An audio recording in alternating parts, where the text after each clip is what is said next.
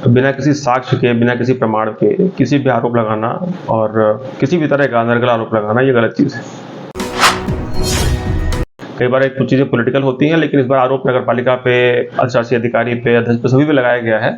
तो हम लोग इस प्रकरण को देख रहे हैं और इसमें जो भी विधिक कार्रवाई आवश्यक है वो कार्रवाई हम लोग करेंगे झूठे आरोप लगाने वालों पे। ये बहुत ही पर्सनल कमेंट किया है जो महोदय ने किया है और ये जातिगत टिप्पणी की है और इसमें मैं कार्रवाई करने जा रहा हूँ।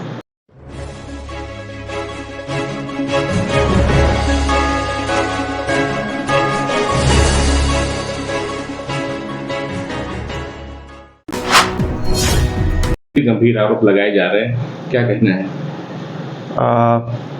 देखिए, सभासदों का ये अधिकार है कि अगर कुछ गलत हो रहा है पालिका में तो उसके संबंध में आवाज़ उठाएं, परंतु बिना किसी साक्ष्य के, बिना किसी प्रमाण के किसी भी आरोप लगाना और किसी भी तरह का अनर्गल आरोप लगाना ये गलत चीज़ है।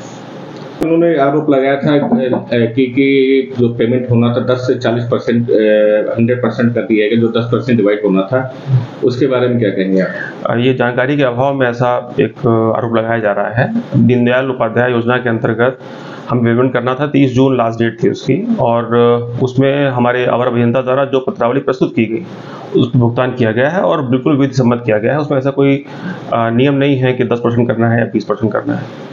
कुछ बड़े घोटाले का नाम लिया जा रहा है कि जैसे जो 2.5 वर्ष पूर्व जो बोरवेल लगाए गए कि उनके पेमेंट के बारे में बातें की जा रही है, क्या है सच्चाई, क्या है सर? जी, वो वीडियो का संज्ञान में है मेरे भी, और 3 वर्ष 2 वर्ष पहले की बात की जा रही है, तो ये बिल्कुल तथ्यहीन और प्रमाणहीन बात है और बिना किसी साक्ष्य के, बिना किसी आधार के इस तरह के आरोप लगाए जा रहे हैं। कई बार कुछ चीज़ें पॉलिटिकल होती हैं, लेकिन इस बार आरोप नगर पालिका पे, शासी अधिकारी पे, अध्यक्ष पे, सभी पे लगाया गया है।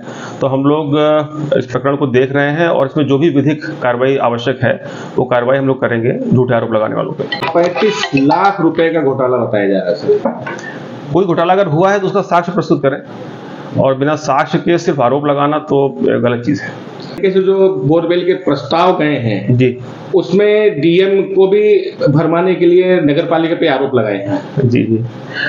देखिए, अप्रैल मई में आप भी इस बात के लिए जानकारी है आपकी कि बहुत भीषण गर्मी पड़ रही थी और लगातार विभिन्न क्षेत्रों से हम लोगों के पास ये डिमांड आ रही थी कि हमारे पास पानी की सप्लाई नहीं हो पा रही है। और उस समय हमारे पास प्रभारी जो जलकल हैं आरआई, उनके माध्यम से और सभासदों के जो पत्र आ रहे थे उनके माध्यम से, जनता की जो मांग आ रही थी उनके माध्यम से 5 जगह आइडेंटिफाई की गई थी और वही प्रस्ताव में शामिल किया गया था और उसको प्रस्ताव को भेजा गया था। उसमें कुछ भी गलत या अनर्गल या फर्जी नहीं है और वो प्रस्ताव, उसमें कुछ परिवर्तन हुए हैं जो जिलाधिकारी महोदय के माध्यम से किए गए हैं। और ये जो लोग वीडियो बना रहे हैं और तरह की बातें कर रहे हैं, इसमें कोई आधार नहीं है, बिल्कुल तथ्यहीन है।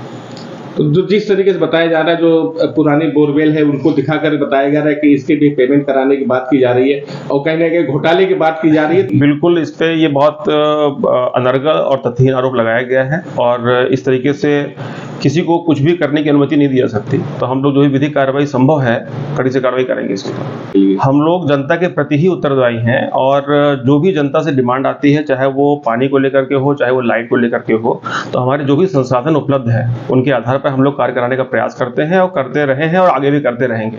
और इस तरह के आरोप प्रत्यारोप से हमारी कार्यशैली पे कोई फर्क पड़ने वाला नहीं। ये बहुत ही पर्सनल कमेंट किया है जो महोदय ने किया है और ये जातिगत टिप्पणी की है और इसमें मैं कार्रवाई करने जा रहा हूँ।